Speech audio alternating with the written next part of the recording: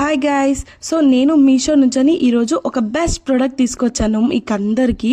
So first unbox చేసేద్దాం. Unbox చేసేదాకా ఎలా ఉంది, ఏం వచ్చింది అనేది నాకు చాలా ఆతృత అనేది ఉంటుంది.